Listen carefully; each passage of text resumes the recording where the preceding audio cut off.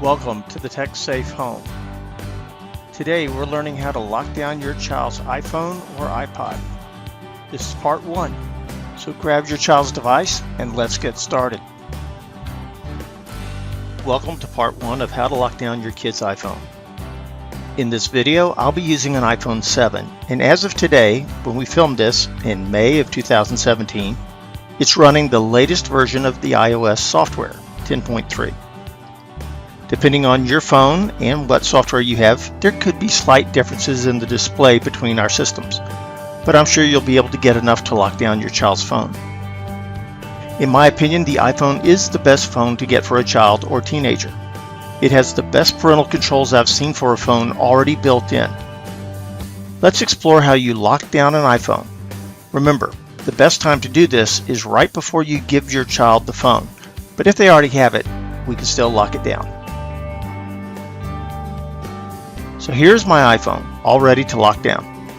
First, tap on the settings icon right here.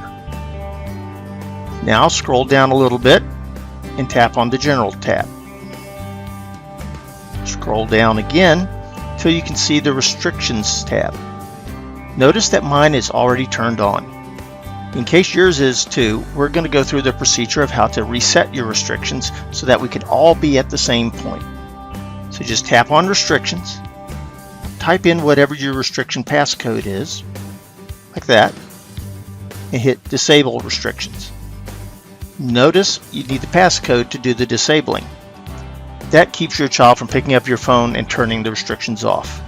Notice it now says Enable Restrictions. So all of us are on the same page. So now let's tap it again and use a code your child is not going to figure out. Don't use your birthday month and birthday year, something like that. Something they won't figure out, something that doesn't have an easy pattern like 3571 or 1397. Kids try those. Now I'm just going to use 9999 for demonstration purposes. Notice, just like your computer password, it wants you to verify that number.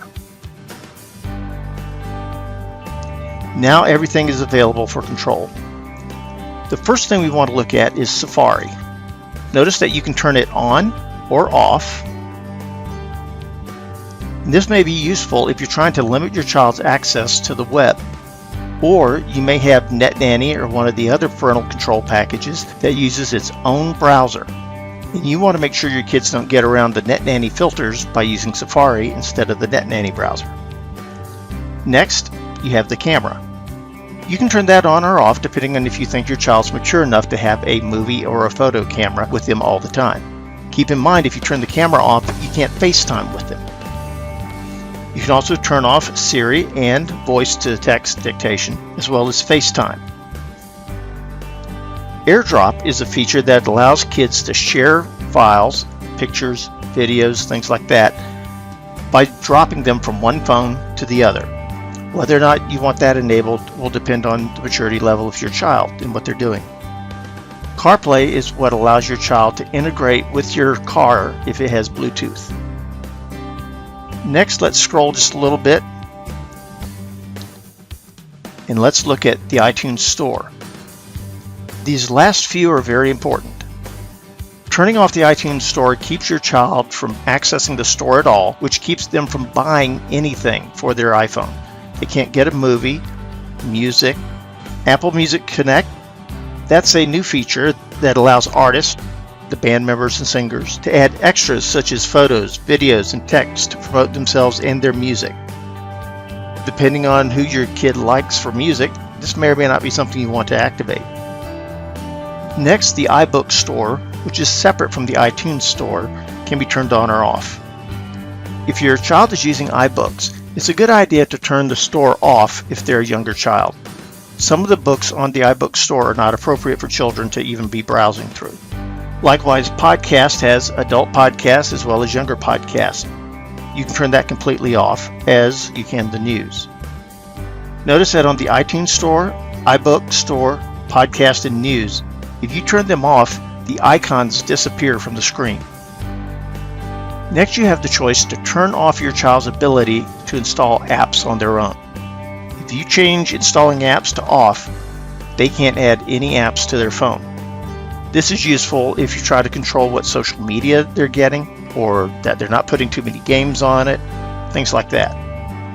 In the same way, you may put apps on their phone you want them to have and they may not like tracking software or anything else like that. You can also turn off their ability to delete apps.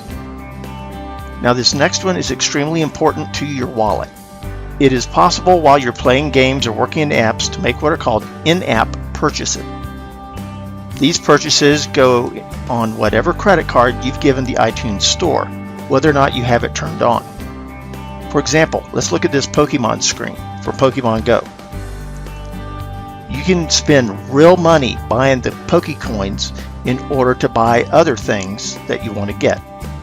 Now, if your child is into a game and they need some coins so that they can buy things from time to time, you can go in here, turn this back on, purchase some coins, and then turn this back off. It just keeps them from spending real money, not in-game money.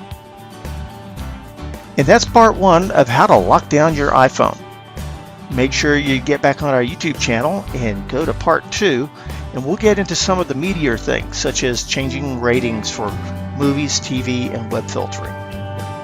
In addition to our videos, you can find over 150 articles on internet safety and biblical sexuality on Blogging the Knight's Quest at this address, blog.knightsquest.org. Don't forget to subscribe to our channel so you can be notified as soon as we put up a new video. And please give us a like and share on Facebook, Twitter, and your other social media. Thank you for joining us.